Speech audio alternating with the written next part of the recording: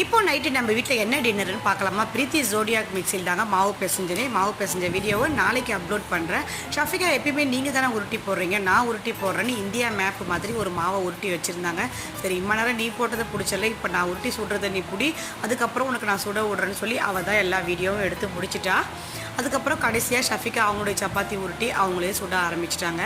நம்ம மிக்சியில் நம்ம மாவு அரைச்சதில் எனக்கு ரொம்ப பிடிச்சது என்னென்னா, மாவு ரொம்ப ஈவனாக இருந்தது, சாஃப்ட்டு சூப்பராக இருந்தது.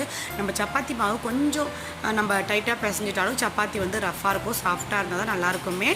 நான் இன்றைக்கி பரோட்டா மாதிரி தான் செஞ்சுருந்தேனே, கோதுமை மாவுலேயே சூப்பராக இருந்தது. ஷஃபிகாவும் அவங்க சப்பாத்தி சுட்டு அவங்களும் டேஸ்ட் பண்ணி சூப்பர்னு சொல்லிக்கினாங்க. மதியமே நான் மட்டன்ஸ் எல்லாம் சேர்த்து வச்சுட்டேன் நைட்டுக்கு சாப்பாடுக்காக. மட்டன் சால்லாவோட நாங்கள் எல்லோரும் சாப்பிட்டு முடிச்சுட்டு கிச்சன் எல்லாம் கழுவி வச்சுட்டு ஜாமெல்லாம் கழுவிட்டு க்ளீன் பண்ணிவிட்டு நாங்கள் படுக்க போகிறோம். நாளைக்கு கண்டிப்பாக மாவு பிசைஞ்ச வீடியோ மிக்ஸி ஜாரில் நாளைக்கு அப்லோட் பண்ணுவேன். மறக்காமல் நம்ம சேனலை சப்போர்ட் பண்ணி